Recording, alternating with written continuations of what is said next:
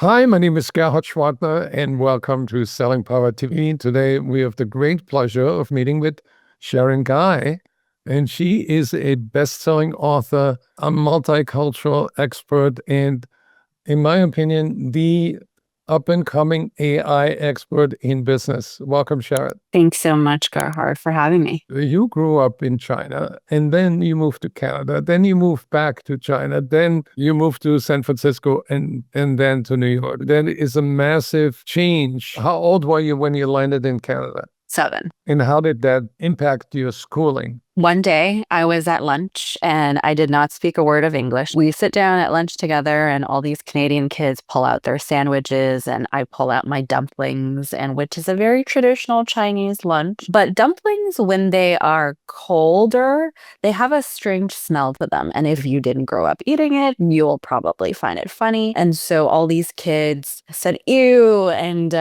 shied away from me. That day I threw away my dumplings.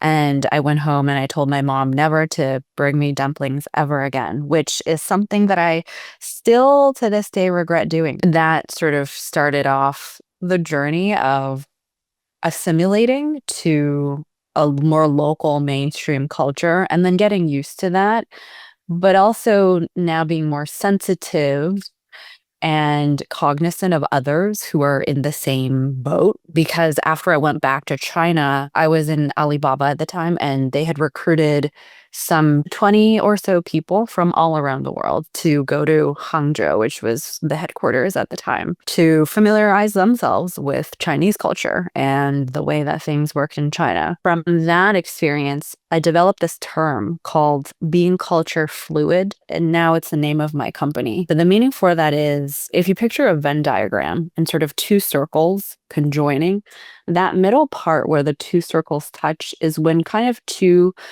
things collide, and it doesn't have to be culture. It's just anything where two things that are different come together. And when that happens, there's always going to be some sort of struggle, but eventually, whether it's from a team perspective or from a thought perspective, it's always better when there's more diverse things. 1 + 1 equals greater than 2 because it's just more enriched. That's sort of a philosophy I have now on life. As a manager, if you want to integrate the best of both cultures, you take those two circles, see where overlap, you take the best of both cultures and work with that.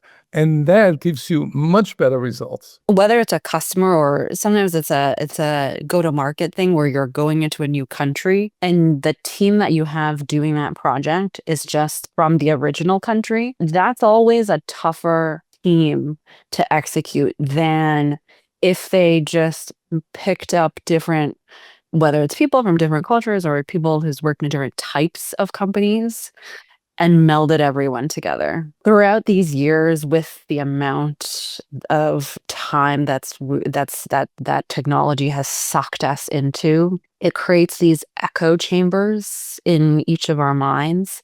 And so that's why I think now versus maybe 10 years ago, there's a lot more sensitive people. Like even when I talk to friends, family, anybody, and I introduce to them a new idea or a new way of doing something, and it's something that they had never heard of, 10 years ago, it just feels like they were a bit more open to these things that were different versus now it's like it's a bit harder to introduce new things. I think it's important to tell more people about and just make light about it to have more people realize what's happening so that we are hopefully all better off in the end. To me, the book is a very practical, accessible book that helps executives quickly understand what they need to do in order to become more effective. And I also sense in you a use of language where you talk about the irony, but also where you talk about the funny part of life. You apparently wrote jokes for a comedy set.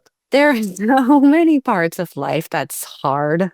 And in those hard times, like, why don't we just make light of it a bit more? Like, why don't we laugh at ourselves a bit more? It's the same as why people drink alcohol when you're meeting two strangers. It's like the lubricant, that's the word. I think laughter is the same. It's just another lubricant.